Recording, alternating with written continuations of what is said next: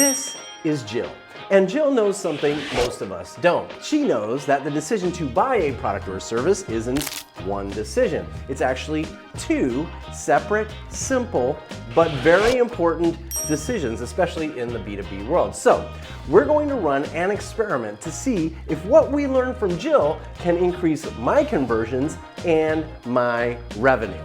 Ironically, Jill doesn't sell a B2B product or service. Jill is in the shoe shine business. By the way, I need to give a quick shout out to M. Wilson, who first sent this amazing story to me on LinkedIn. Yeah, M, thanks for the awesome lead and for being a loyalty looper. Yes. So, M, here's what I learned from your story about Jill. The two decisions every buyer makes, whether we know it or not, are one, a decision to buy, and two, a decision to pay. And here's how Jill has built a multi-million-dollar a year shoe shine business by leveraging this subtle but crucial observation. You see, Jill was just 20 years old when a friend suggested they start shining shoes for some extra cash. The idea seemed crazy, but she gave it a try. Now, 3 decades later, Jill's company, Executive Shine, offers one of the best shoe shining services you can find anywhere in the world. Now, when I say shoe shine,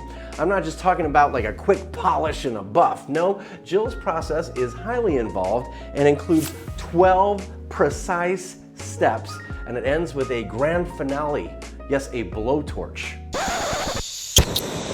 Yes, a blowtorch. And that blowtorch leaves your worn out shoes looking like brand new. You'll find Executive Shine locations in like the terminals of airports in Denver, Colorado and Charlotte, North Carolina. But here's the catch.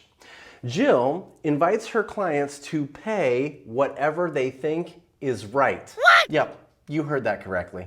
Jill uses a pay what you want pricing model. You see, customers get to decide how much they pay for this service, whether it's $5 or $50 or nothing. Now, is this risky? Maybe.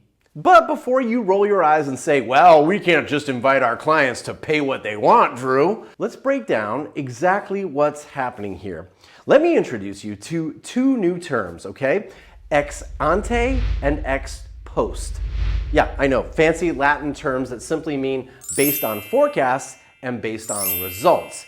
So here's the deal. If I go buy a cup of coffee, I order the coffee, then I pay for the coffee, then I drink the coffee, right? Now this is an example of ex ante experiences. My decision to buy and the decision to pay are sandwiched together. And I'm forecasting that what I paid will measure up to the experience of drinking that great cup of coffee when I get it. But if I decide to get a shoe shine from Jill, I decide to buy the shoe shine, then I experience the 12-step flaming experience, then I pay for the shoe shine. This is an ex post experience. It's based on the results of the shoe shine experience. So what's the difference? Well, Jill sandwiches the experience in between the decision to buy and the decision to pay. So here's the experiment I'm running. Over the last 6 months, this landing page has generated exactly $0 in revenue. It's converted not one client, zip, zilch, no one. And now that I know the difference between ex ante and ex post pricing, I know why this page doesn't work. I'm willing to bet my prospects don't know if the experience is worth paying for because I'm asking them to buy and pay all at once. That's ex ante thinking. Yes, you see, like me, you don't sell a product or a service, you sell an experience. And if I'm gonna prove that my honest hour of consulting is worth paying for, I need to separate the decision to buy from the decision to pay with a great experience in the middle. So I'm gonna go all in. I'm offering my honest hour consulting service using Jill's model, and as of right now, I'm gonna try the pay what you want model. Will it work? Will anyone book a call? What will they pay? Is this gonna be worth it? I have no idea. But the last week in June, I'm gonna do a follow-up video to tell you whether it works or not. Now, here's the deal. I am not telling you to restructure your entire pricing model as pay what you want. But here's what I suggest you consider. Maybe you offer a free trial already. All right, great. The decision to buy is already separate from the decision to pay. But is that trial experience so good that it makes the decision to pay a no-brainer?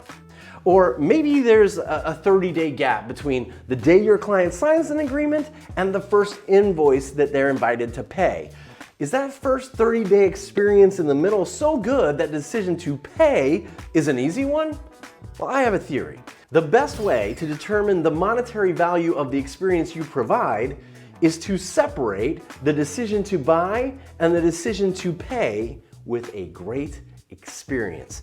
You see, Jill Wright knows this. She's been recognized in both Forbes and the Harvard Business Review, and she has a full website, a blog, social media presence, and even a podcast.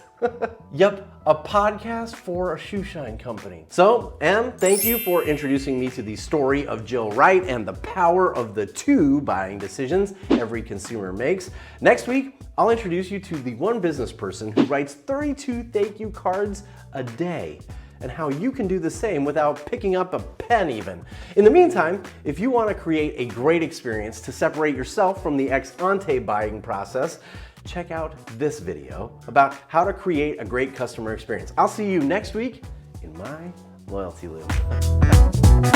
Someone signs up for that thing.